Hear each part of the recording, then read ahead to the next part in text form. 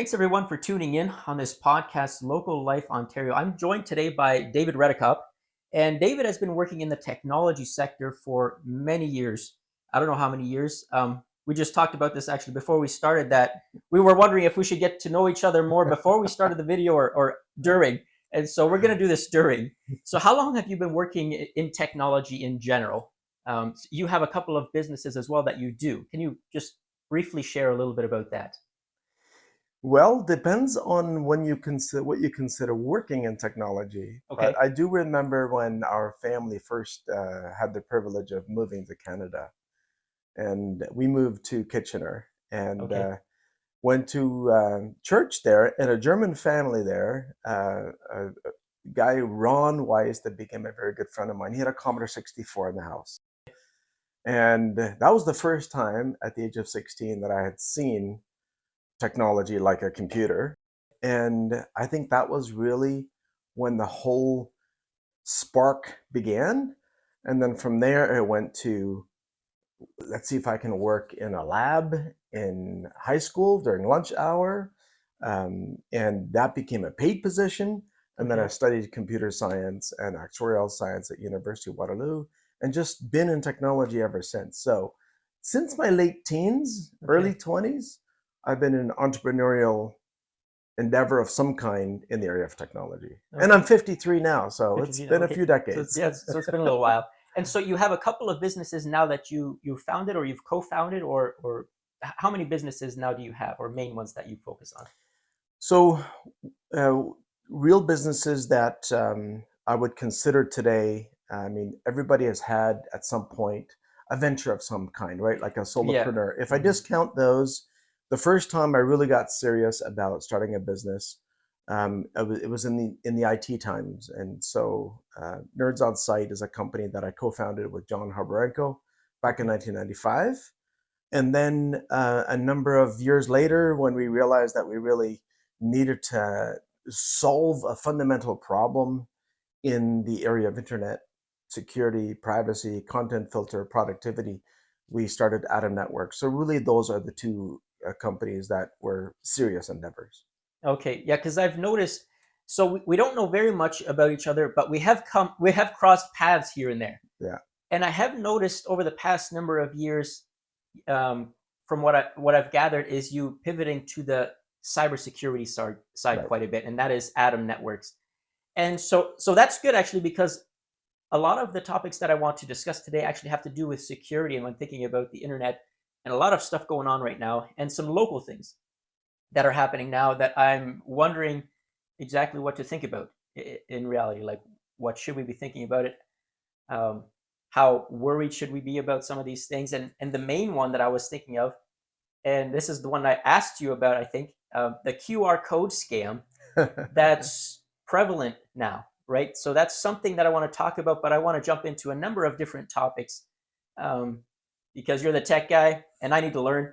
And so that's what I do. I just get the guys who know stuff to tell me.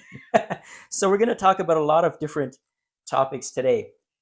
But before we do any of that, one quick question, Yeah. and and I want you to answer yes or no, and Okay. don't go beyond that for now.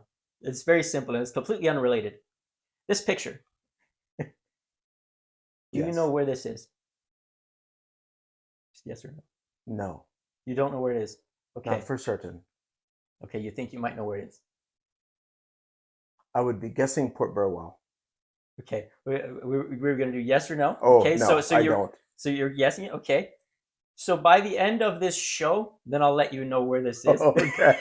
That's and, good. and actually, though, if you're listening online and you see this picture here, write in the comments before the end of the video, before the end of you watching this, and see if you're right. If you think you know where this is, and we'll see if your guess is right. So at the end of our talk, I'll share with you where this is. So this picture was taken by Michael Cron, though. Do you know Michael? I know Michael of him, Cron? yes. Yeah. So Yes. Michael Cron does a lot of local pictures, and so this is local. So this is southwestern Ontario. This is in the local region, and Okay. because this podcast is called Local Life Ontario, so I want to discuss things happening in a region. I'm like, hey, I got this big, huge TV here. I want to put something local on here, and I couldn't figure out what. I'm like, hey, I should ask Michael for one of his pictures because he has a lot of really nice pictures. And so I'm also going to leave a link in the description if you want to look at more of his pictures. And but this is one of them, so we'll see where it is. What could it be? Right? If you run out of pictures, I can. There's no shortage of really good photographers in the area that have captured amazing Okay, content. So because yes, that's actually what I was thinking. Like I, I'm occasionally going to be, using this for PowerPoints and different pictures to talk right. about topics. But it was like, okay, what do I want to use it for while I'm not using it for a PowerPoint? I'm like, hey, how about showing some local Yes, photographers showcasing local photography, love right? it. So that's what I would like. So write in the comments, where do you think it is? But getting on to our topic again. So the first one that I want to talk to you about is this QR code scam. And so I've been seeing this now for a couple of months, probably. I don't know if it's been around a lot longer than that or not, really, but a couple of months in my Facebook feeds. News articles have been coming out about it. There have been people talking about it. And I'm not quite sure, I guess, what to think about it. How paranoid in a way should I be? There's QR codes everywhere. You you see it on every wall, on every paper, on every ad. Scan this code and it leads you to wherever they want to lead you. And then you read articles about, and I don't know the details, which is what I would like you to tell me about this. Things like, you scan these things and they'll drain your bank account or something, right? And I'm wondering, well, is that really true, right? Yeah. Or what are the limits of what they're doing, and what do we really have to watch out for or not? So let's take this first thought for a moment. If I scan a QR code with my phone, is it possible that somebody's going to drain my bank account if I scan the wrong one? That is a very good question. And to answer that, there would have to be a whole lot of things just right for that to happen Okay. very quickly, right? Okay. Is it possible that it would lead you down that path? That is that is more possible. Is Okay. it possible that it's going to trick you into taking a next step that eventually leads you? That is an even higher possibility. Okay. So the way to think about a QR code is really it's just condensed information that your smartphone's camera can quickly turn into a web address. That's the most common use case. And so when you scan a QR code, your camera then says, oh, all of these dots and empty spaces represent this website. And so then it usually displays it, and some QR code readers are so efficient they just want to go there right away. Mm-hmm. On most modern smartphones, there's at least one stop there where it shows you the URL that you will be going through if you tap on it. So on an iPhone, for Okay. example, that's the default. If you use the default camera Okay. that Apple ships with the phone, you'll actually have to first tap on it. So it would be no more risky and no less risky than getting a text message that Okay. says Canada Revenue Agency has given you a refund. Click on this link to collect I it. get lots of those. Right. Have you ever collected? I haven't How yet. come you? Not- Right. And it's because we tend to now be somewhat cautious. And that's the way we should be about QR codes as well, okay. is realize that whatever information is on there could be deceptive. Mm-hmm. And if you start with the position that this is most likely a deceptive QR code, Mm-hmm. don't click on it if you didn't ask for it. And it's one of the safest things to do. If you are in your doctor's office Mm-hmm. and there's a poster on the wall that says, this is the guest Wi Fi, chances are pretty good it's safe, Okay. right? Because you're looking for Wi Fi to use while you're at the doctor's Mm-hmm. office, perhaps.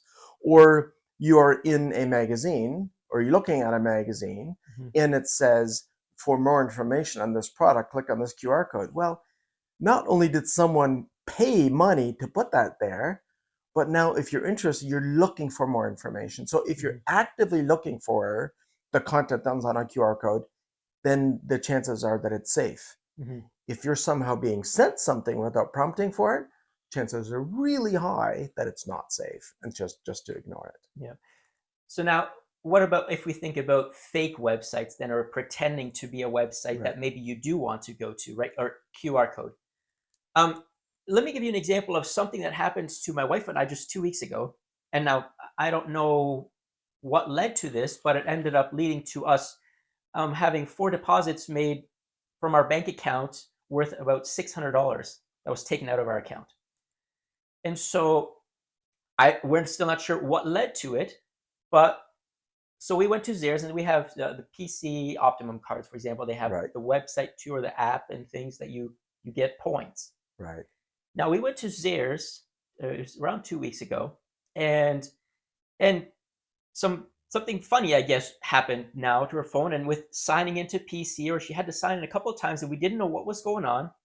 Now there had been a QR code also by the fruit section with one of those that you're supposed to scan for a deal on the app, for example, right? And now I don't know if like, and I think it did lead to it, but then she was having some difficulties with the app. The phone was doing some funny things, and Mm. we couldn't get things happening like it was supposed to. And when signing out by but we went through the self checkout, and there you then also scan your phone, right, or something that the app gives you, for example, and so there was some scanning happening, and I don't know what all happened, but anyways, I think it was later that day. She had mentioned to me, and she was wondering about this. So she had received a sign in, like from her phone or something apparently, and it was from Niagara, Hmm. right? And she was wondering about this, like, should I be worried about this? And I wasn't sure. Is then I was also thinking, okay, what about VPNs, right? VPNs, like mine says, I'm in Toronto, for example, or something like that. And I want to ask you later on about something like VPNs. We want to talk about that. And I thought, okay, maybe it's nothing to worry about or whatever. I don't think. And anyways, we went on. And then that Sunday, though, or that Saturday, we had, I think it was one deposit taken out of our account, PC Optima or PC Points or something anyway, that it said it was supposed, or PC Express. And that Sunday, another three. And then my wife found these. And so we quickly, we called the bank, and they're usually pretty good about Right. these things, right? Right. Now, when we went to our bank account and we would look at what is, what did they buy? None of the information was on there that would usually be there. It Ah, I said see. PC Express or something by each one, but not the location, not the items, nothing on there. All the other times there's information on there and a phone number. And so we canceled it, or we called in, canceled the card, and whatever. She changed some Hmm. passwords. And so the question is, what led to that? Right. Right? So, Right. okay, was it all of a sudden, thinking, okay, QR code, right? Were, But so I'm not sure, but this was specifically PC. yes. Somebody had hacked into the PC Express account somehow or something, and I don't know how. Were you? So my first question back to you is: were you looking to scan that QR code because you were looking for a product, or did it somehow just was it something that enticed you to scan it because you saw somewhere it said scan here for this? Well, Like you weren't yeah, looking for it. It was looking for you, yeah, right? Whenever a QR code is looking for you, it's up to no good. yeah. And So so I'm yeah, curious where you saw the QR code to it begin was with. yeah, so it was in Zaire's on Yes. the fruit section, like, and here's, for a deal or whatever, right? Well, Like that's on that section. interesting. Now, like I say, I don't know if Yep. that's what led to it, Right. right? Right. Like that could have nothing to do with her. Was it something that happened by the checkout? You hear all Right. kinds of scams that happen by checkouts these days too, right? And so, like, we're in this whole world of people scamming each other and things happening. Yeah. And so that's why I'm really curious about this whole QR code thing as well, right? And if I scan one of these things, they say, there's packages being sent to somebody's doors, right? And then you open the package and whatever, it's like, hey, scan here. And so if you scan the code, you mentioned that usually there's steps that you have to take in Yeah. order for something like, uh, your accounts to be hacked to happen, like banking and things like that. Um, so not that it would be scan and then they right away directly have access to your bank accounts, not things like that. No. So in your case, if that theft happened as a result of scanning a QR code, Hmm. then the steps that would have happened would have been at first scanning the QR code would have led you to a URL, a web address. Hmm. And if your particular scanner didn't put a notice there that you had to tap to continue, Hmm. I would never use a QR code scanner that doesn't show the URL that it will go to, Hmm. because that's the first point. I'm like, it's trying to go to pcid.ca or it's trying to go to nofrills.ca or whatever. Yeah, I know that website. That's where I'm purchasing from. Then that would be sort of the sanity check. But if it's got some IP address or something else in a website that I don't recognize, that's the point I would stop. Right now, Okay, that reminds me. this is Now I got to think about that actually, because I think one that I've been using, a scanner that I've been using, just directly leads to wherever. So that's I gotta think about this to check a different one that first yeah, tells me where it's leading. Okay, good point. that's the first. That would be the first opportunity. Now, this is not a an opportunity for me to talk about Atom networks, Hmm. but it is a problem that we've needed to solve Hmm. for our clients. And so, I literally just came from a competition. X Tech of the U.S. Army had a booth at the Consumer Electronics Show in Vegas a few weeks ago. Okay. We were one of the selected finalists to basically demonstrate our product from stage. Hmm. And what we did is we gave the 5 judges each a QR code. So we used this exact same scam and we asked them if they would be interested in scanning. Now, none of the judges were willing to scan the QR code Okay. because if they had scanned the QR code, it would land them to a page at a skull and crossbones and said your phone has been hacked. It was a fake Yeah. scam page, but just to show them how easy it is for their phone to land on a website that they did not intend. Hmm. What we do instead is if that website is not already known and already has a good reputation, then it just gets blocked. Okay. So in order for me to, that's how I protect my family. If Hmm. that destination isn't already known to be a good and safe website, it just doesn't even go there. Hmm. So unfortunately, this kind of technology is not yet consumer available for free, right? There's still Hmm. a real cost associated with it, Yeah. but that is the extent that an enterprise is willing to go to Yeah. in order to protect their executives, especially the ones that have access to a bank account. So Hmm. what happens if you do go directly to that website? That website now relies on somehow that browser being authenticated to your bank account. So at some point, it might have said, okay, open up your bank account app in order to authenticate. So you said that she had trouble. Yeah. Sometimes what Something they was do happening. is Yeah. they bounce through a proxy where the attacker actually controls it. Because that way, if she's then asked by the bank, provide me with your cell phone number, a text message that I just sent you for authentication, right? Like a lot of banks in Canada Hmm. will then ask you for a text confirmation that has just been sent in order to log in. Hmm. Now the attacker is intercepting as you punch in that number, is intercepting it and punching it at their end. And so that's how they end up getting access to your account. Does that happen? Absolutely. I've been involved in countless incident response projects where exactly this kind of thing happened. And there's various levels of sophistication Yeah. where it happens. I've yet to see that happen with the QR code that you described, Yeah. but it's entirely possible because Yeah. the process is very Yeah. predictable.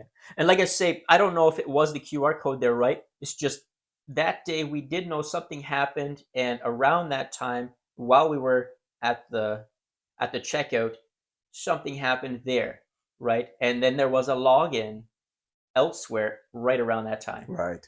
So It, exactly it what really it does was, right? sound like that is what happened. Yeah. But So good news is in Canada, the banks really have been, used to be very much in favor of any victim experience, they would cover all of it. mhm, That's how it used to be. yeah. Anymore now, they will not cover a loss if you have been phished. Meaning that if you have given your username and password to a Mhm. thief and they then stole money, then the bank says, no, you gave them a username and Mm, password. You didn't know that you did, but you did. yeah. So if they've got a really hard, solid evidence that you've done that, Yeah. then they're like, that's not our responsibility. Yeah. Yeah. So luckily we did get our money back after, which was good. Okay, good. That was nice. But Especially if it's a first time victim, then yeah, they tend to be a lot more forgiving. yeah. If it would Second happen time, they're not much going to be more, as forgiving. yeah. But this is good advice. So first off, I guess yeah, the QR scanner that I use to make sure that it first shows me the website that is being opened. Yeah. So that's a good point. Um, but yeah, that's. But it's good to know that generally it's a matter of what you do after you get there Yes. that really becomes the problem. So if you are on this new site, wherever it is, you could generally be okay if you then exited without doing something else, like you Right. say, entering some kind of private information which will run you Right. into all kinds of problems. Okay, Right. very good. So there is hope, but There is. avoidance is the best, the best thing, right? Um, I would still say the best way to avoid these kinds of scams is it's the same thing with software. If you're being sent something, here's a new update to Adobe Reader. Here's a new update, like an email comes to you because you have a new update available for Windows or Mac OS or a new application that you should install. If you weren't looking for it, don't. mm, But instead, when you want to update, then you go and choose the operating system's update mechanism. yeah, If you need an update to Adobe Reader, then you go to the Adobe Reader website to grab it from there. The big difference is if you're being tricked, and it's not always obvious when we're being tricked by an adversary, but that's usually what it looks like. Because you weren't looking for it, hmm that's how you know it's dangerous. yeah, yeah. I think about it oftentimes as well for myself. You get lots of offers for all kinds of stuff, and I think, okay, once I want whatever the offer is, I will go and go to a website or go to this program, and then I will ask for this thing, like you Right. say, and then I know, well, this is exactly where it's supposed to be, and this is where I'm getting it, and so very good point. Let's shift gears a little bit. Mm-hmm. Something else happening in the world right now. Okay. Hey everyone, just want to jump in here real quick and ask you guys if you could like this video or maybe leave a comment down below. If you live in southwestern Ontario, maybe you'd consider subscribing or sharing this video. It would really help for YouTube to push this out to more people, seeing as how this is a new channel and it's hard to gain traction. So if you guys could do that to help me out, thank you very much. Let's get back to the video. Oh, right. The Oh AI my goodness, revolution. is this ever relevant? Because everything changed this week. I know, Everything changed. because of what is it called? What DeepSeek, yes. DeepSeek. Yeah. So Yeah, I want to get into that too because I found out about that as well. DeepSeek from China and what they did, this open source technology, being yeah, able to rival everything that the American billion-dollar corporations have yeah, from this guy, on what does it say, a side project that he was doing yeah. in China, and his AI rivaling these multi-billion-dollar corporations, and that's insane. And he gave it all away, like that anybody can use it, Right. and that's crazy. So the AI revolution. So this picture was made by AI. Mm. I asked AI to make me a picture, right? Because I was going to talk about Right, this, and right. so this is from Meta AI. And at first, I asked, okay, can you make me a picture of a group of robots somewhere, right? And what happened is you get this dystopian picture in these futuristic looking robots with the blue eyes and kind of scary looking. And I'm like, can you make me one that's not quite so dystopian, right? And it made me another one, and it was also almost the same thing. So I'm like, how do I do this? I don't want it to look so scary, you know. Yeah, I yeah. don't want to scare the kids that are watching the podcast. No. So I'm like, then I changed it. I said, can you make me a picture of robots working on a farm? I thought maybe that'll work. And so this Oh, is one of those. So they're outside working on a farm. right. What do you see, kind of overarching everything, the overarching good and the overarching bad that you're seeing from your perspective on what's happening with AI? Where you want to start with the good or the bad? Let's start with the good. Yeah. Okay. I think what is really going to serve us well as human beings on this earth is when we see that it does a specific task better than any human does. And we have some very relevant places like that where it already does that. So, for example, if I have access to my own MRI, and today I'd have to take that MRI to a radiologist who's going to then interpret it and say, this is the problem with your lower back, right? Mhm. This actually happened to me Yeah. where I couldn't get an MRI done here. So I went to Michigan, had it done there. But then I had to order it on a digital file. And then I had to pay a radiologist to interpret what the problem was. Mhm. If I give that same uh, data to a radiologist AI, Mhm. the chances of getting an accurate diagnosis is considerably higher. Mhm. So imagine now that a radiologist is going to think, I'm going to be unemployable. I've spent, potentially how many years of med school and technology training only for an AI not to do a better job than Hmm. I can. That's not an exciting aspect for Hmm. that particular person's career, but for the person that needs the services, that is huge Hmm. because you can now bring that to the masses, not necessarily getting an MRI or whatever that diagnostic information, but Hmm. to get it interpreted. Yeah. So I can see lots of use cases where where that helps. Likewise, if we're trying to solve a technology problem, and for example, we had our own team, we needed to validate a certain kind of an address. In the internet, the olden days, we had IPv4 addresses which look like 192.168.1.1, right? Okay. That's a common address. It's kind of syntax people used to, but we ran out of addresses long ago, and so we designed a new addressing scheme that's way more complicated, but to validate whether it's something correct. And so one of the guys just said, let's ask Claude, which is one of the AI engines that is particularly trained in writing software code. Okay. And boom, it came out with an incredible answer that would have taken potentially hours for someone to write the same thing, and you have it in seconds. Hmm. So you have where it does a better job than humans, and you have resources now or examples where it becomes a really good assistant. Hmm. If you know your subject matter well, then you can ask like an assistant, hey, help me gather this information, or how would Hmm. I do this? You still need to be the expert and the arbiter of the truth, Yeah. and you can easily be misled if you don't know your Yeah. stuff. For this case, I think something like what do you say, a radiologist or whatever it was, Yes, having the people still there overlooking this, even though information is being done maybe through technology, right, that can still be vital, right? So maybe those jobs can still be there, overlooking these things.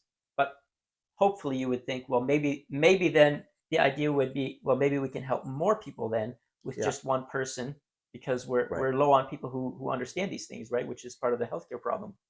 So maybe one person could then oversee many, right? But right, kind of look at what right, answers AI is giving and kind of confirm, say, yeah, these are right, good answers, like you said, or this is a bad answer. We should let's check right. this again, right? Okay, so yeah, I see a lot of um, good cases there for sure. If people want to pursue that direction, right? Which is always the question, right? If people will Yes. pursue that, pursue the good. Um, what do you see as a negative right now from what you've come across in the technology sector? I would say a big risk is that it starts to get humanized. And we even see Mm, this as people talking about and start using he and she for AI engines instead of it. mm, The moment we humanize it and we attach emotions to it, we give it credibility, and then we give it more authority. And that once we get to the point where, in fact, I remember when our church years ago had a road sign, and the road sign would say, kids don't, something to the effect that kids don't ask their parents anything anymore, they just ask Google. mm, And so when you all of a sudden have an authority in the kids' lives that they give so much respect to and don't question it, it's a problem because of the second law of thermonuclear dynamics, where you end up having all information over time, in gets noise introduced. So all of our information systems end up getting reduced in quality. It happens with your mm, DNA. Your DNA is 1% weaker than your parents.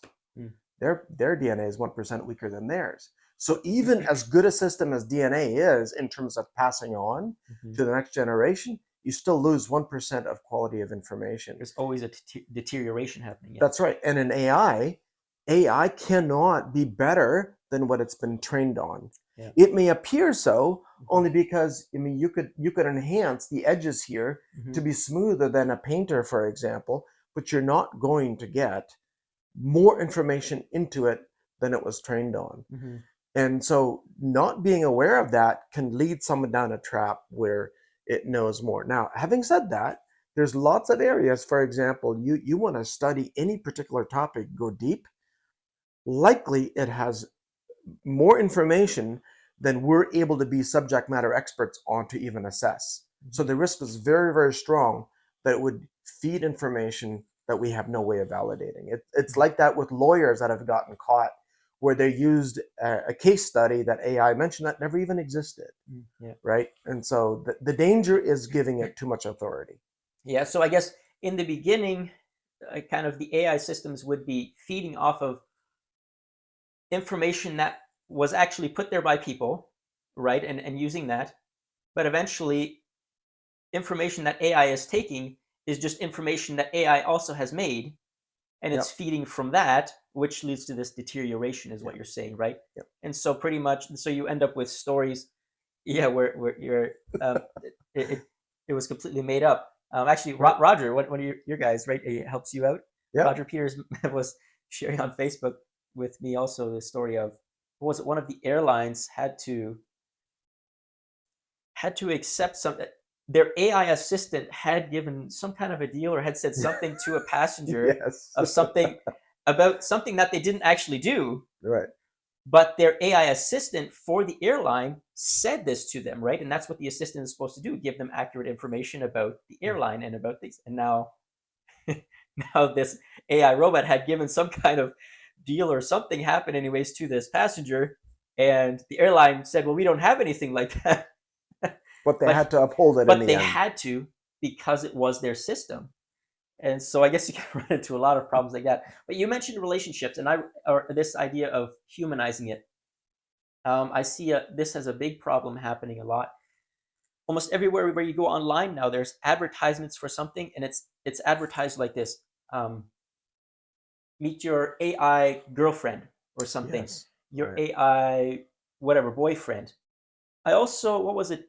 A couple of weeks ago, there was a story about some youth guy, a teenager, I think it was, who had an AI girlfriend, and he ended up committing suicide, I believe. Mm. I think this was a couple weeks. I didn't read all of the details, but one of these cases again, he got attached to this AI girlfriend, and I don't know the details about what exactly happened in this relationship, I guess you would say, but this boy ended up taking his life through this fake relationship, Yeah. right? And it's being promoted like almost every site I'm going on, or like where there's ads playing all the time, right? Yeah. It's being pushed. AI this, AI girlfriend, AI relationships. Hey, meet your new whatever, constantly over and over and over again. And yeah, and now you have a case like this person committing suicide because of that.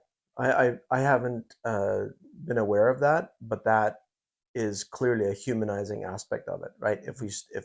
If it starts fulfilling an emotional need, that very quickly becomes a dangerous territory, Mhm. because now we're giving it authority to actually modify our emotions, and Mhm.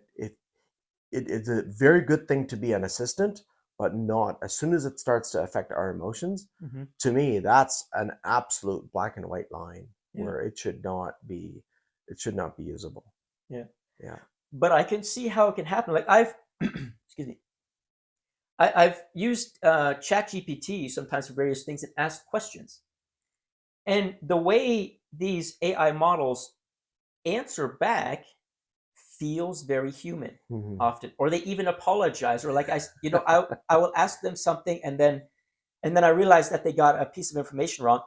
I said, actually, this is maybe a little bit wrong, I think. And then they say, oh yes, sorry for giving you that Yeah. answer. Yeah, actually, it would be, and then it gives me another Right. answer in a very human-like tone in a way. Right. And so it's easy to imagine that there's a person behind there Right. because this is how they're developing them. Well, especially with O1, the latest version, the one that's subscription based. Mm-hmm. When you ask it a question, it'll actually start with saying thinking dot dot dot, and then it will take a few seconds. Then it actually scours the internet in order to update its information because it's been trained on a model. And AI is actually not complicated. It Mm-hmm. is all number crunching. That's all it is. But it's very fast and very large array of numbers that it crunches in order to Yeah. come up with. But once it's trained on a static set of data, like to create robots, it can do that forever. It does not need to be retrained Mm-hmm.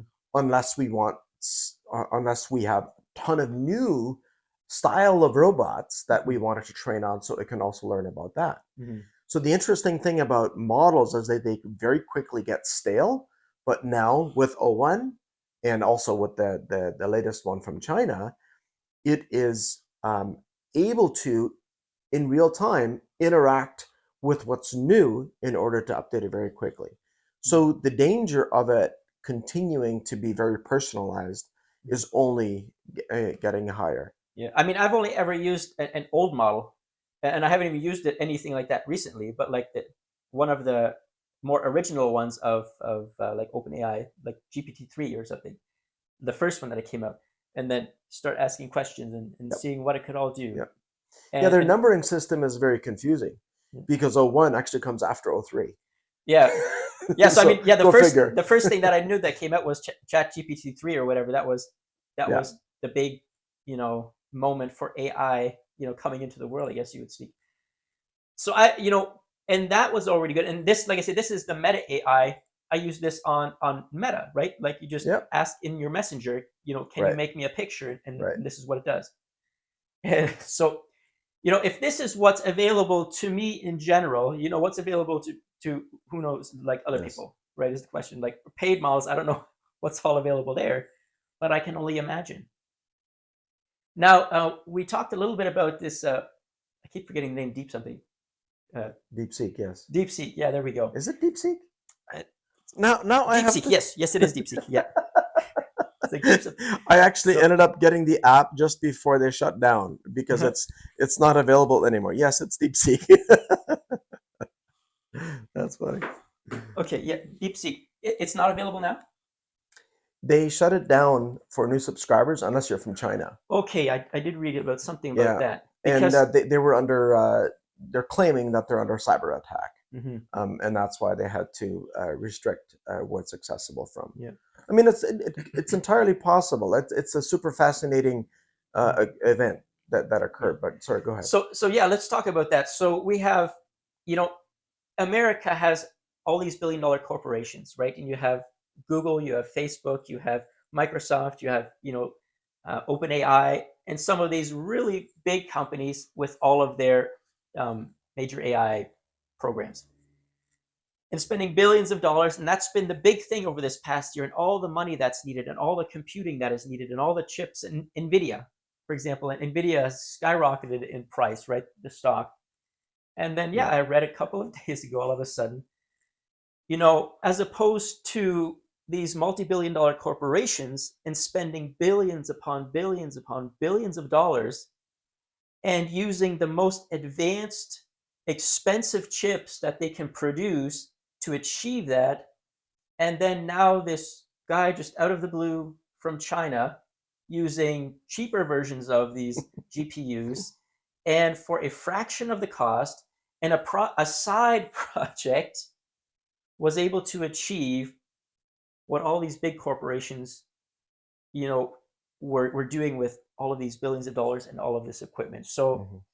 and then I saw and then the stocks on all of these companies cratered because you know Nvidia dropped they lost $1 trillion in value is what I heard. $1 trillion, like that, we can't even comprehend that number. Losing $1 trillion in value in I don't know if it was a day or 2 days or what it was, but that is insane because people were led to believe that you have to have the utmost technology, like the biggest, fastest, which Nvidia was producing, and now this guy Mhm. in China is has proved that that's not necessarily the case. Now that doesn't mean that there's not a use case for these high-powered CPUs and GPUs, but not for these large language models or these AIs. Yeah. So tell me, what happened? What's going on? Is the world going to end now? um, It's a blip. It's a tiny little blip in the at the moment in time. I'm sure everything will recover in due time, yeah. but there's nobody that hasn't gone back to the drawing board and say, how could we have missed this? Mm, Because in reality, there was a lot of innovations that went along the way hmm. in the way OpenAI did things, the way Elon Musk did this with Grok. Yeah. He broke some incredible records in terms of how fast he brought it, Grok online, and what Microsoft then did with OpenAI to basically say, we have all of this capital that we're committing to make sure that OpenAI has the horsepower that it needs. Yeah. And then for someone to come along and basically say, okay, you've done all these innovations, but I can spot an inefficiency in a few key places. And one of them was that they were able to be much more focused, use the existing model to then optimize it by a factor of 20 in order to reduce the cost of what it's needed. But then that wasn't even that disruptive. What was actually disruptive is that OpenAI is not open. Yeah. But DeepSeek basically said, here's the training model. Here it is on GitHub. Anybody can now download it and run it locally. That's a huge deal, because one of the things that we should also all understand, and we didn't talk about this at first, but when you punched in AI robot on a farm, your request by Meta's own terms of service, your prompting is now part of what they use to continue to tweak the algorithm and to continue to tweak their engine altogether.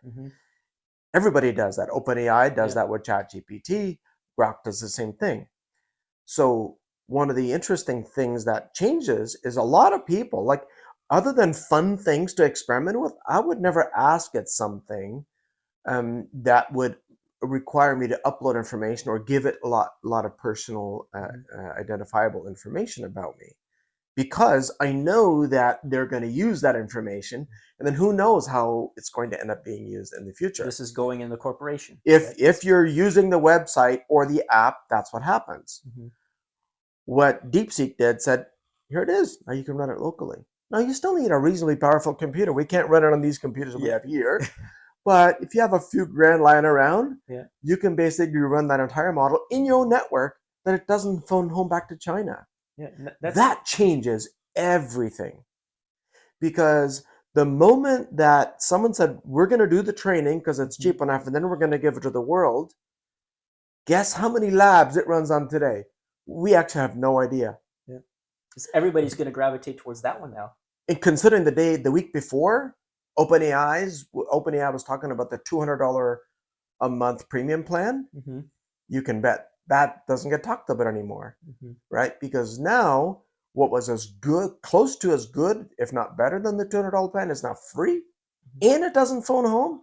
It just changed everything. So that's why everybody who had an investment in the market said, oh, we have a house of cards here of all of the perceived requirement for AI to run with NVIDIA and all this horsepower, all this energy, and all these data centers. We don't need nearly as much.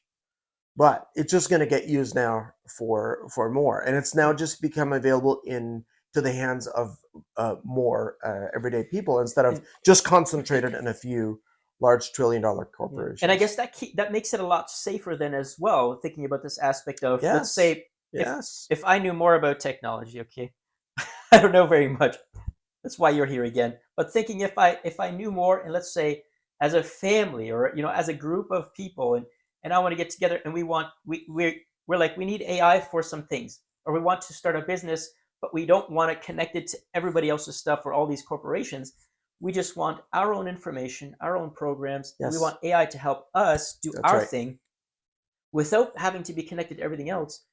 That I can see being much more helpful, because it's just our information being used, and it's always internal as opposed to somewhere else. Exactly. Now imagine you're Kevin Leman. Okay. Who's that again? Kevin Leman is an author that's written 100 books on parenting and relationships and birth orders and all that kind of stuff. Okay. He used to hang out in the Focus on the Family circle, right? Okay.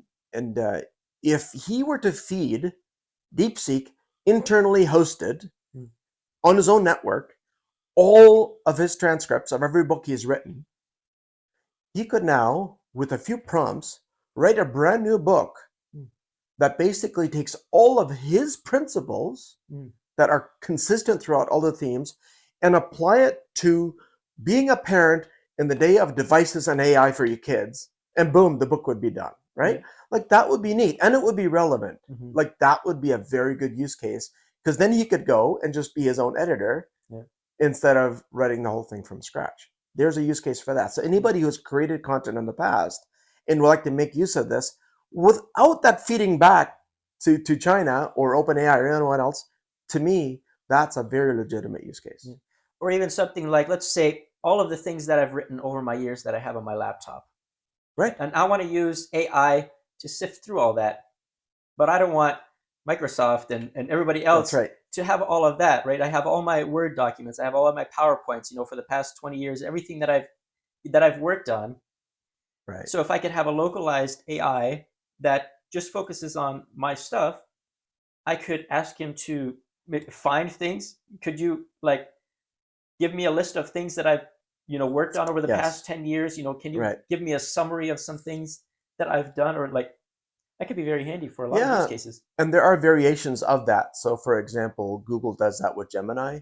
Okay. And if you have a commercial account Hmm. using the G Suite products, and you have a whole bunch of stuff in Google Docs and Google Sheets and Google Presentations, then they, in their terms of service, say that they will not use your proprietary information to Okay. train anyone else or ever have that data go to Okay. anyone else. So they have landed in a place where the model isn't open, but the way you use it is kept private.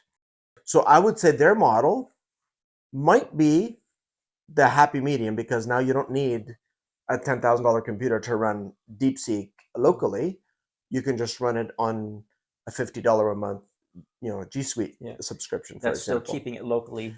So Okay. that way it keeps it within your G Suite account. It doesn't Mhm. make it available to anyone else. But so there are going to be various flavors of commercializing it or making it available to you in different formats. Mhm. But it is definitely, it seems like it's now 1995 for the internet. 1995 is when it really became obvious to anybody who had been on a dial-up connection to say, this is going to change everything. It's now 1995 for AI. Mhm. Yeah. And I guess in a lot of ways we really don't know the direction that everything's going to go, right? So much stuff is up in the air with all of that now because it's all new and people don't know how to do it. And regulation is always a concern.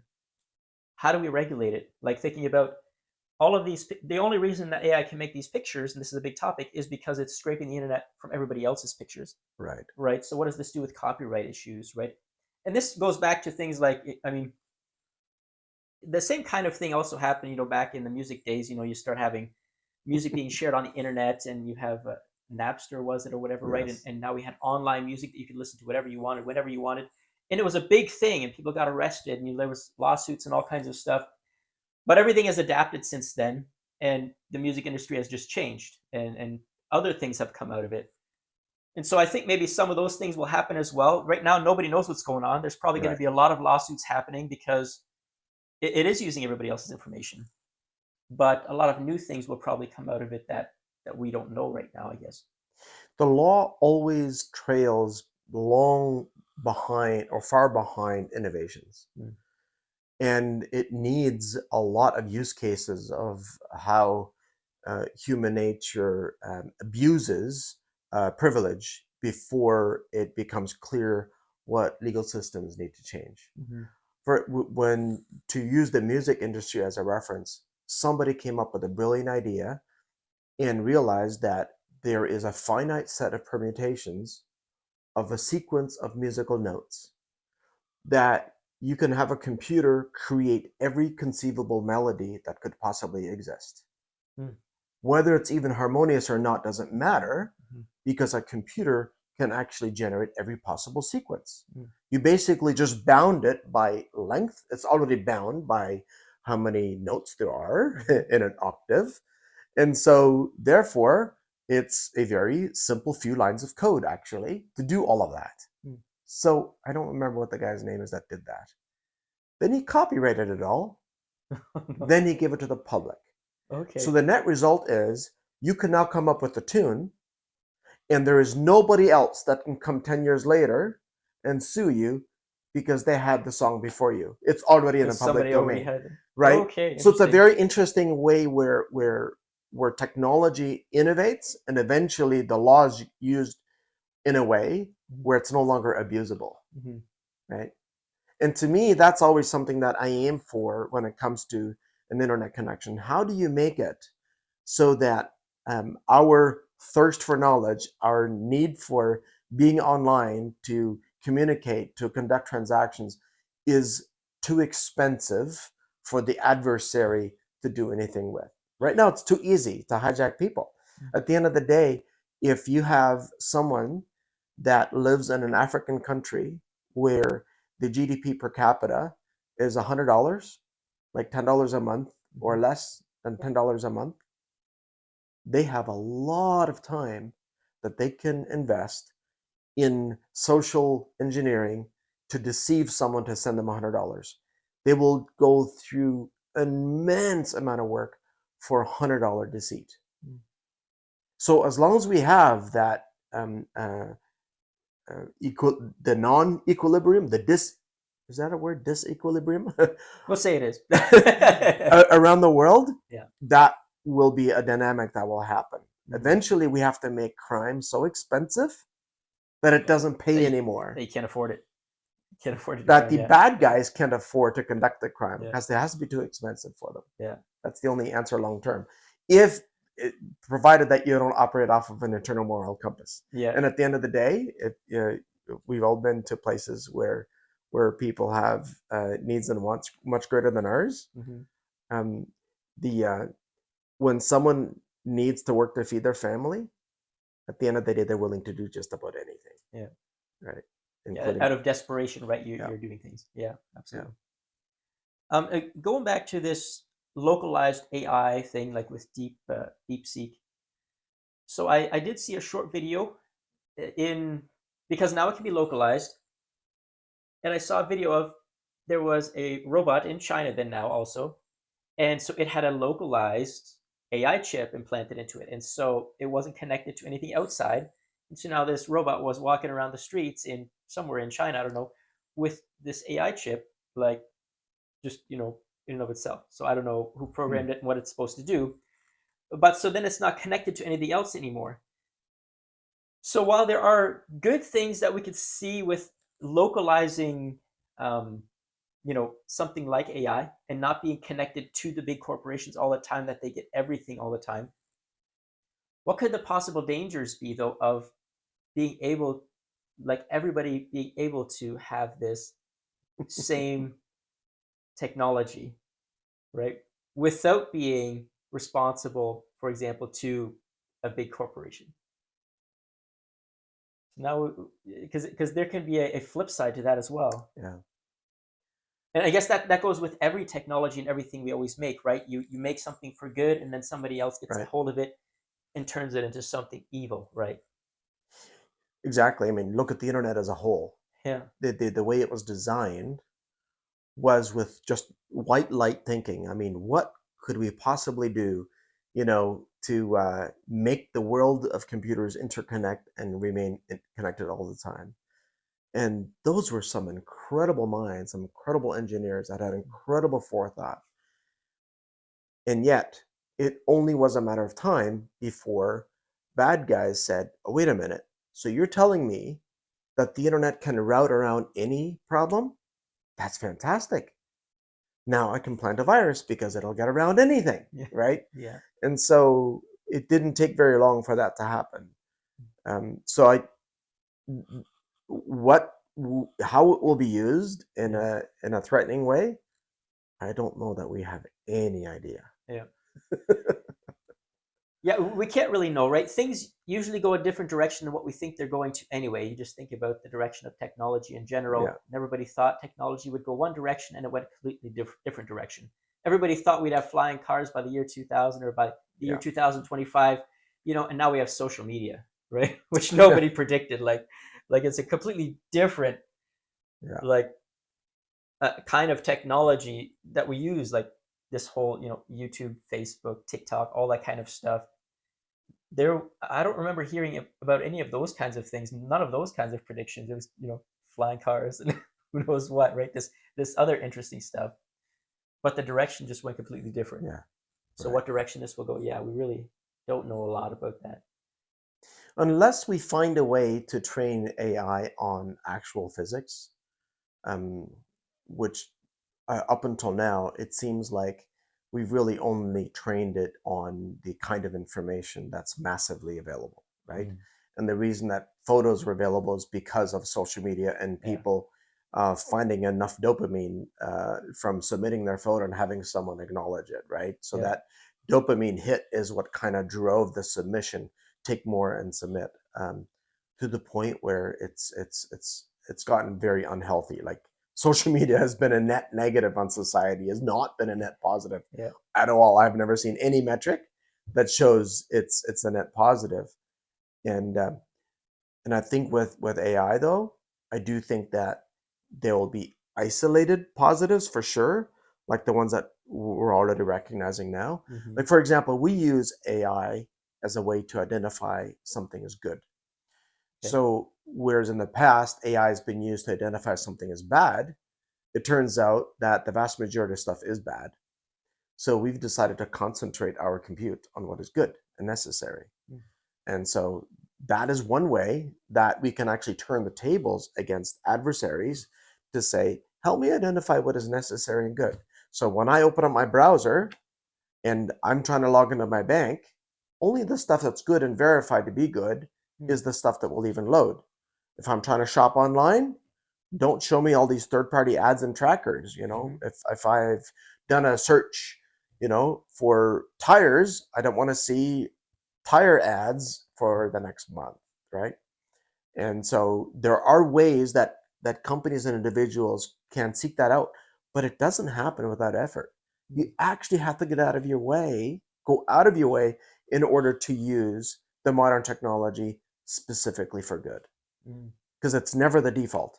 yeah, The default is always for someone to make something for free to have you use it so that you are the product. So when you yeah, use something for free, then you are the product. yeah. When you go out of the way of the free stuff, then you're no longer productized. And now you can actually make good use of technology. Mm. I think that's an interesting way of going about it. Like you say, focus on just picking out the good stuff and don't even worry about it. So it's just everything that's good, take that, and then that none of the other stuff can even get in there. Right, If it's not good or it's not recognized, like you say, right. then it doesn't even register, I guess. Yeah, Just to it's a drive great. that home with a very specific example, if I was trying to convince you to go to a nofrills.ca website that looks like no frills, I would maybe do no. I would see if no-frills.ca is Mhm. available as a domain, just so that there's a little bit of a change. Yeah.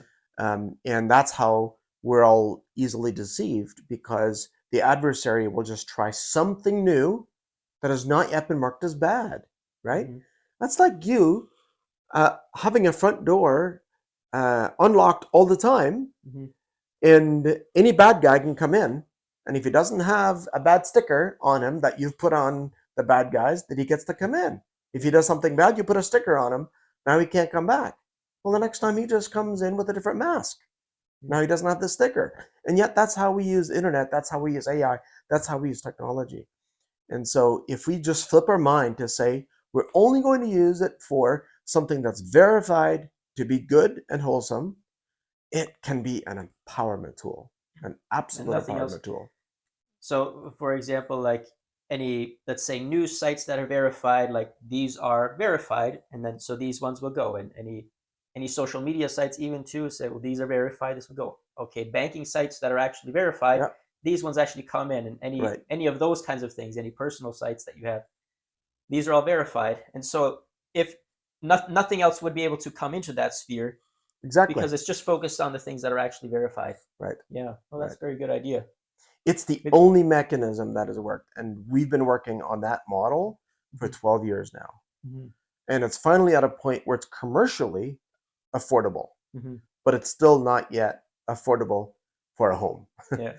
So one day But we hope to with get time, there. yeah, We hope to get there at some yeah, no, point. but I think that sounds like a very, very good way of going about it. I can definitely see the positives for something like that. But the mindset, if we train our next generation, our children especially, on the mindset, just because something is new, we need to think through its consequences. What happens if I end up downloading this app? What does it do? The very nature of apps is that they are completely hiding what they do behind the scenes. You actually have to go out of your way to find something that actually shows you the logs of what it tries to do in Mhm. order to make that determination. And But that like, is the part that's not easily accessible to most yeah, you consumers. want to download a calculator Yes. app, and it says what kind of, what kind of things it's allowed to do. It's like it wants your phone records, your call ID, you're able to edit your emails. Who knows Right? what? Like it's like I want a calculator. Like Exactly. why do you need to know my call logs and need to have all this other stuff? Like just tell me that 2 plus 2 is 4. Yeah. But yeah, I see that oftentimes if I'm in an app store and I'm like, okay, I need an app, like I need some kind of app like to help me with something, a productivity app or something. Then I just want Yeah. something really simple, and I'm trying to find it, and there's so many billions of apps you can never find, or it's so hard. You click on one, and then you go through it and you read, and you're like, how is this relevant to what I'm doing here? Like it doesn't seem. Then go to a different one. This is all irrelevant. Like this doesn't need this access, and so many of them do. And so it's oftentimes hard to find when you're actually looking through like which one is a good one that doesn't do all this stuff. But a different direction, thinking about cybersecurity, no VPNs, for example. Okay, so I got NordVPN. That's one of the many that are out there, Hmm. right? Two Yep. year 2 years ago now, it was it's all the craze. You got to get the VPNs or something, and I don't really even know why, but it's important, and that's what I want to ask you about. So now my 2 year subscription is almost done, and it's asking if I want to renew, right? Mm. And so now I'm wondering, okay, should I renew?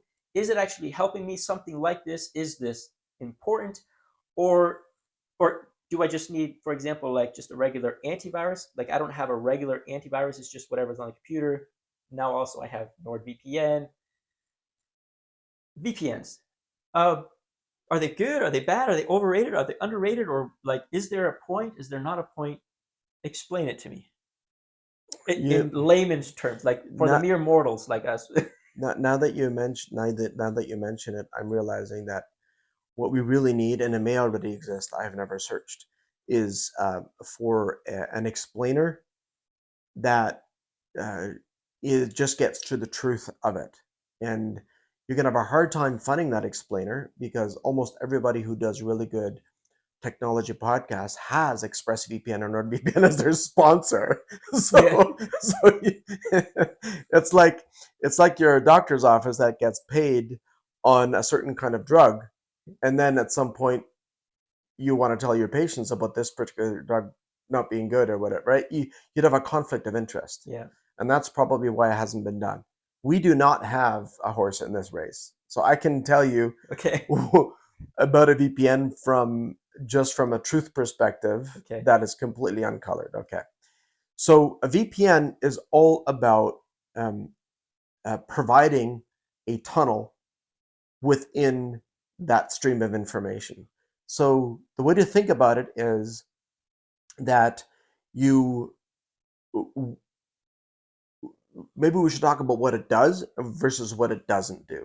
Hmm. What it does do is it provides the transit to be encrypted, meaning that from your phone, if that's where the VPN is, to your Rogers or Bell or cell tower and beyond, Rogers has no idea what is in each packet that you're sending over that tunnel. So you're Okay. basically getting privacy from Rogers, privacy from Bell, from Eastlink, whoever the internet service provider is. Okay. But all you're doing is you're shifting that privacy to whoever owns that IP address at the other end of your VPN tunnel. So you're not getting any more privacy, you're shifting your privacy from the ISP you're paying to someone else that you might be paying. Yeah. So rather than Rogers knowing whatever is happening or what Yeah, I'm sending or receiving, now this other stranger yeah, that we would call this stranger is now receiving that exactly. information. Right. So some people, so a lot of the advertisements by VPN providers are that you're getting additional privacy, but you really what you need to think about is that you're shifting your privacy. Hmm. You're not getting more. So the It's just going question, elsewhere. so I guess the question is, who do I trust more? Kind of is Correct. okay. Choose your trust. In fact, I'm doing a webinar for one of our technology partners, and if you do a search on LinkedIn within the next weeks, we're calling it "To Trust or Not to Trust." That is the question, Hmm. because you're basically choosing whom to trust on that. And so that's one aspect. The other thing that it does is that when you're visiting a website, that website, by the nature of the technology of the internet, knows the IP address that you're coming from. So instead of it being your Eastlink or Bell IP, it's now going to be a NordVPN IP address that they see at the other end. The question is that IP address meaningful enough? It is meaningful if they're correlating with a whole bunch of other data, and data is the new oil. We've heard that now for a decade. Though there are data brokers that correlate this IP address does a lot of these kind of searches. In fact, if I'm looking as a commercial provider, tell me someone that's looking for a certain kind of transport truck, let's say. Then there's actually service providers out there that say, well, we're getting transport truck searches on our website from these enterprise IP addresses. So there is still some metric that's tied to the origin of an IP address. So that is something that you are changing. You're changing it from your Eastlink, your Bell IP to NordVPN or ExpressVPN when you visit a certain site. Do you care? Maybe you do. Again, it's whether you want to have that correlated back to your actual service provider or to your VPN provider. Then there's the aspect of a geographic location. So there's certain services, like if you like watching the Leafs and you have an internet connection in Ontario and the Leafs have a home game, it might be a blocked out game on Sportsnet. It's like, oh, that sucks. Then you make a VPN connection to Montreal, Mm-hmm. and now you can watch the game, right? Yeah. So that is a use case that is probably one of the few, I would say, almost like a real use case. Because if you're paying for a Sportsnet subscription, they're only making it the determination where you are based on your IP address. Well, then just change that. Mm-hmm. Yeah, so you But can if you're watch things depending on which location you are. right, Things are blocked everywhere. Yeah. correct, correct. And we're a hockey family, and we Okay. like watching Leafs. Okay. And so and and so this is a use case. However, I would never ever put a VPN on my phone or on my computer. Okay. By the nature of doing that, I am now losing control over having any sort of gateway level filtering for content filtering. And the business that I'm in and the family that I'm responsible to take care of, um, we have that in place in the home. So what we do Yeah. is we put the VPN on the outside of the router so that all of the policies and the filtering and security features still apply. So the VPN is now available to a certain Wi-Fi network. So now there's more than one Wi-Fi network. One Wi-Fi runs over VPN, but not by the phones or computers running a VPN, but the router doing a VPN. So Okay. the So proper way to do it, and I'm getting somewhat technical here, yeah, and yeah. it's not I'm trying to keep up. I'm and trying. it's not within the reach of the Yeah. average person, Yeah. but I am hoping that someone's going to take that idea and make it so that you can just push a button and make that happen, because that would be the way to do it right. And Okay. there are tools. So for example, if you use an open source router software like pfSense and you use something like ExpressVPN or NordVPN account, there are documents online on how to do it on the router. Now that one NordVPN or ExpressVPN connection can support an entire network. That's the way to do it right. If you want that one feature of it being a different IP address, you can get that IP address without losing all the other privacy functionality. Okay. So rather than, for example, I have a couple of computers here now. I have a phone here now, and it's all, for example, like I have NordVPN on my phone, and I also Yeah, have it on my laptop. And so what you're saying is rather than having it on your personal devices, it should be off of the personal devices and just on the central location, which would be the router itself. that's right. And from that point on, it should Yeah.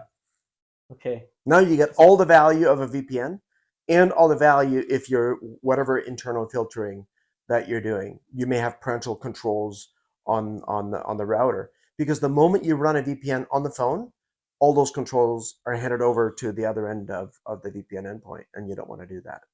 So you have it understood correctly. Okay.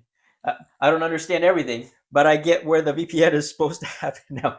But speaking about that though, and you mentioned it, like for regular people in general, it's very hard to even think about these things.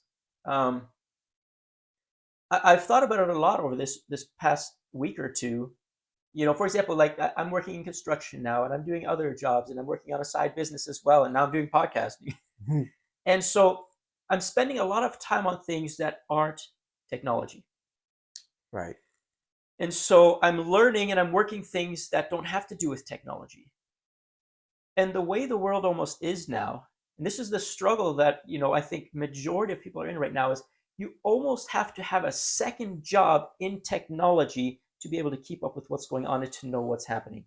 Like I almost need, a sidekick like you with me because I don't have time to actually know what's going on. And that's the danger of all these things like QR code scans or, AI, what can it do? What can it do? Or like VPNs, why do you need them? Why don't you need them? What do they do?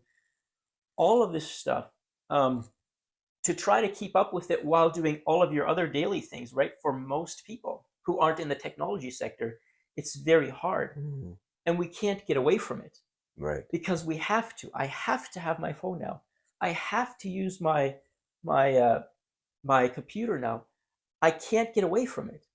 An example of this was my wife was telling me, was this a week or two ago? She said this was kind of sad for her. She felt sad for some younger guy that went to Dollarama. She was in Dollarama a week or two ago, buying some things, looking around with the kids, and I think she was close to the register or something, and some young guy comes in, I don't know, maybe 15, 16 years old or something. I don't know how old he was exactly, but he wanted to come in there, and he was going to leave a resume, Hmm. right? Just this is the way to do it, right? Like you Right. you have your resume and you bring it to a job that they can look at it and maybe give you an interview, maybe not. And so now the person at the register now she she said, well, actually, what you have to do is, we don't accept in-person applications. You have to and get this. There's a sign by the door with a QR code. Right. You have to scan the code with your phone and then fill it out online. And the boy said, I don't have a phone. Mm, Right? I don't have a phone, which is maybe good that not wow. everybody has it, right? And it's a big expense. And I don't know why he didn't have a phone. Maybe he just didn't want to be sucked into all these things, or maybe he couldn't afford it. Whatever it is, this guy's looking for a job. I'm assuming probably a part time job, make a little bit of money, doesn't have a phone, comes in there to say, I want to drop off my resume. Maybe I could get a job here. And then say, no, you have to, scan this QR code of all things now that we've been talking about this, scan the QR code and then fill it out online and him saying he doesn't have it and so he couldn't leave his resume there. And he couldn't apply because well he needed to do it online. Right. And so we can't get away from it. Now, I don't know if maybe if the manager would have been there, maybe it would have been different. I don't know who exactly that was that answered this young guy there when he came through. Maybe if somebody else was there, maybe they would have made an exception. I I don't want to know. meet this guy. But but this is what she said. She's like, this was kind of sad for her.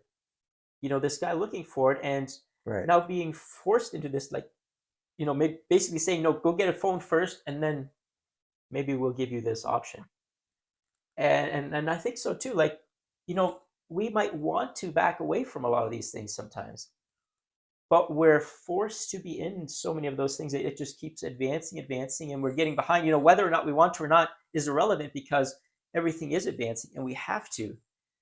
And I noticed it the other day as well, just for me and my wife. Like I've done more things on technology and computers over the last many years than what she has, and I didn't think about this until again about a week ago, where she was going to be doing some things on computer, and I thought it was some basic things that that she needed to do, and she didn't know how to do those things, right? Because she hasn't been involved in those kinds of things, in technology and Mhm. computers, even as much as me. Like, and I've very little been involved in that kind of stuff, but I know some of these things, and it just made me realize again, like, there's a lot of people that know, like, even less about technology than I do, and that's majority of probably of people out there.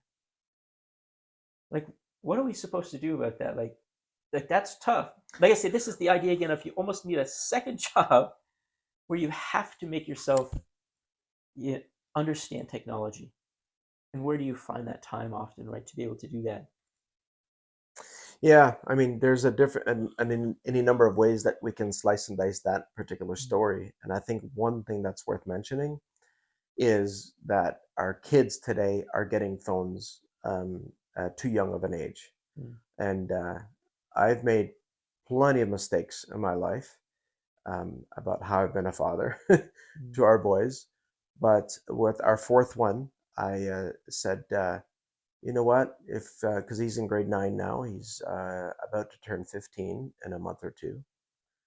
And at the beginning of the year, grade 9 seemed to be like the furthest you can hold out anymore mhm. before a kid needs a phone, right? Yeah.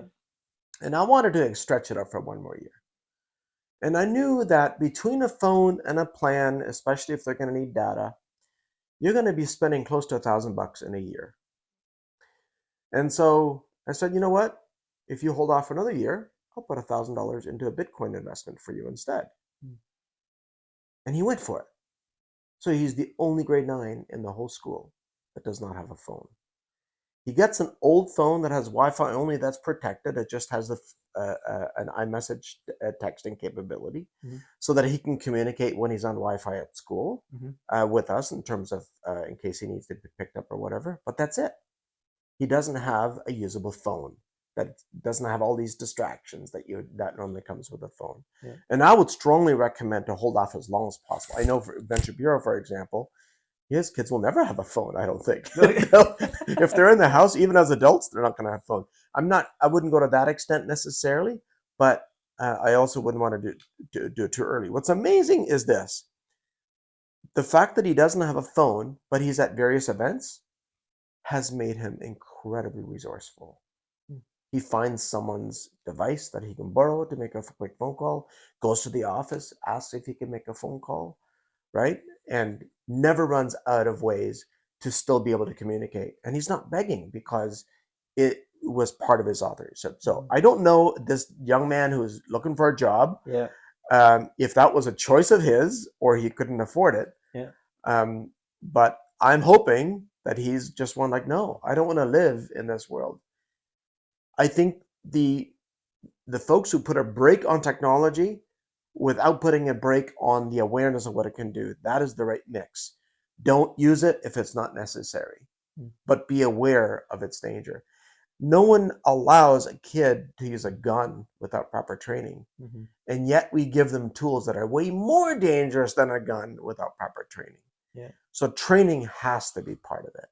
Yeah. And the more I sit here and talk to you about it, the more I realize how we have failed our next generation by not expressing the overall danger first, and then how they can make use of it in a good and positive way. I mean, I, I find it. I know that it has allowed me with ADD tendencies, allowed me to have a completely clear mind and able to focus by never needing to worry about what comes next. So I use Siri and the reminders and tasks and calendar items really, really well so that my mind is always clear and always be able to be focused on what I need to be focused on right now. mhm. I couldn't do not even half of the things that I do without technology. Yeah. But I am in the space. And so I realize what you're saying is that if our use in our vocation that's not technology is this, but innovations is like this, we have this ever-growing gap, Yeah. right, in terms of understanding. That is not a problem that we Mhm. have solved. Yeah. You're right about that. And there's so many people I feel like that are in there, right? And you know, everybody's trying to keep up. You know, we all know the basics. You know, get the phone and get out the selfie camera. You know, put the TikTok in.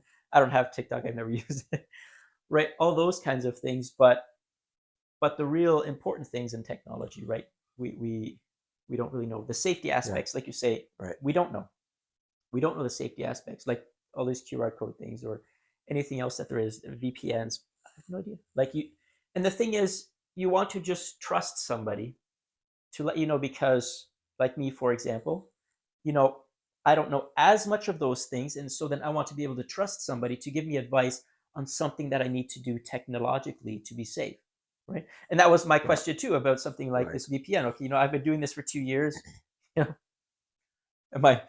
Is it wise? Am I just giving some money? Right? Like, what's the point? Because I don't understand it all, and I need to understand it, but it's hard sometimes.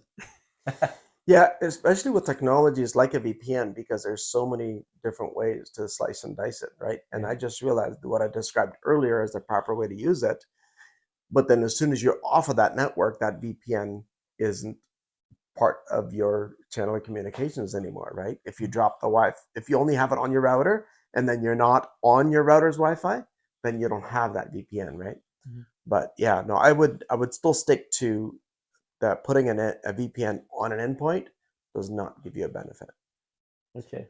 It doesn't. It just shifts privacy from one Mm. spot to another, and you're basically choosing whom to trust. In Okay. in either case, you're paying both providers. So Mm. both providers are incentivized for the revenue that they get from you to be sufficient that they don't have to go to a data broker. Mm. But whether they do or don't, that's often very difficult to tell. Like you can't read someone's terms of service. I mean, maybe we could ask AI, Yeah. does this internet service provider sell my data? Uh, Start scraping all of these terms of service. what does That's this a good. term? What are the weaknesses in these terms of service that gives them access to my data to There we sell? go. There's a new project. Start scraping the web and all the terms of services on every company that's there. Yeah, Again, hey, maybe we should get back to this one here. there we go. So we started off with a question, and the question was, where was this picture taken? So if you're still listening, I wonder if there's any comments in the comments section. Once we post this, then I'm going to read. This is Port Bruce. Oh, That's where this was. I was off by So what, 20 miles? something like that. Yes, you're pretty close. That was the same thing. It's all connected to the same water, right? Right. Yeah, yeah. So Michael Cron had taken this at Port Bruce. I think it was September of 2020. A very interesting year, that's for sure. No, wait. Yeah. Now we're past all of that. So Right. interesting time in the world, that's for sure. But yeah. Well, I don't know if you have a couple of last thoughts. It's been good to talk with you about some of these things, um, technology wise, things going on, things to be careful of. Yeah. But you do a lot of thinking locally. You do a lot of local talks in various places about cybersecurity, do you not? Or Yeah, various. I'm regularly on a podcast here or there, that's about security. A lot of those audiences are technical because we're on a bleeding edge of doing what we call zero trust connectivity, Mhm. using DNS as a root of trust, and then making it so that what's focused on is what's trying to reach out. Because it turns out the inbound stuff is not where it's at. Mhm. It's where it goes out at. And the publicly available stuff. I am invited to return to OCHEC this year. That's the Ontario Homeschoolers Conference. Okay. I think it's early May. Mhm. That's usually at Redeemer Yep. in Hamilton. And I'm also going to be speaking at RSA, which is a technology focus group in April in San Francisco, where we talk about the same thing. We're partnering up with Microsoft on this topic of Okay. needing to pay attention because the problem needs to be solved from multiple angles. Yeah. But in the end, what we would say is that really make sure that it's kind of like the old axiom: either you master money or money masters you. Mm. It's the same thing with technology. We must master technology or else technology will master us. Mm. And when we say technology will master us, we're talking about all of these apps and services that really have found a way to effectively monetize dopamine hits. And so that's why we tend to gravitate towards something. We Yeah. we get a small amount of that, and so our attention span has become less, and our ability to focus is less as a society. Developing meaningful relationships is less. We have fewer people that we call friends. We are more connected than ever, but we are lonelier than ever, and all of that is because of technology. Mm. And I think if we are focused on making sure that it serves us, we can actually reverse that trend. If a piece of technology allows me to become a better husband, a better father, a better friend, a better business owner, and develop more self discipline and be healthier. I asked one of my sons, who's recently become very studious, about really wanting to understand the gospel, for example, really, really well. Mm. What was the starting point? He said, one of my friends, and it was through social media. So he did make that one connection, and that is what lit the spark.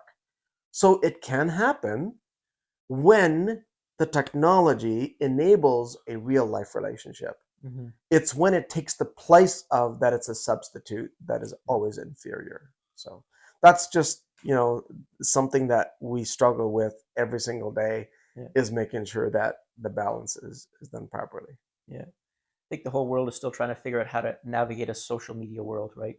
Yeah. Um, maybe we can learn it yet. We'll try.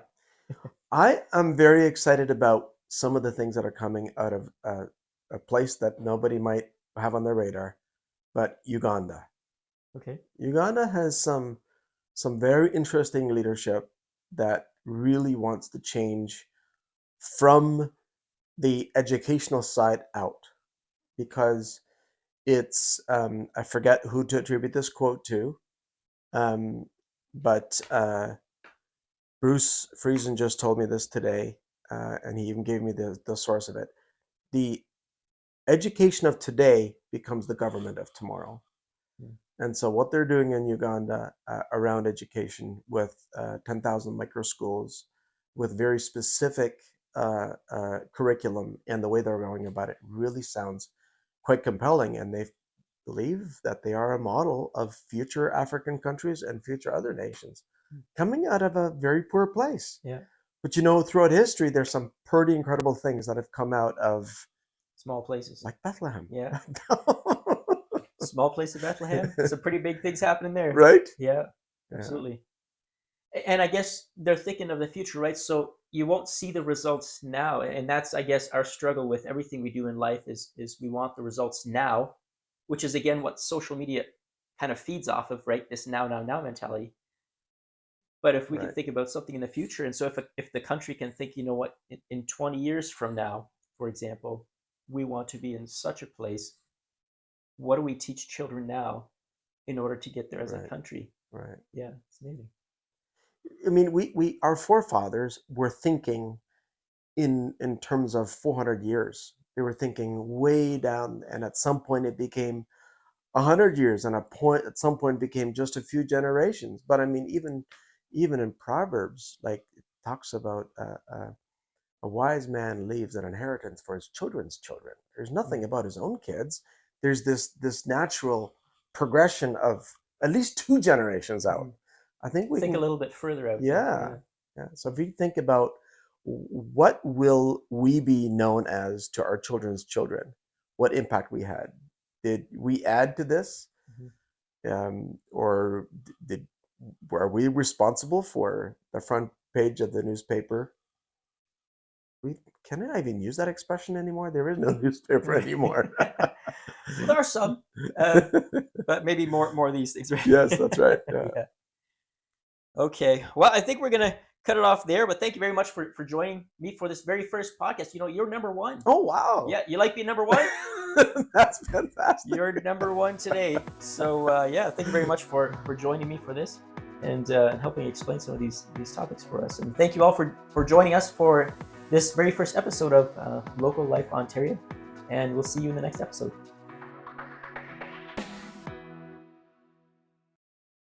And now on to our sponsor, Local Trades Ontario.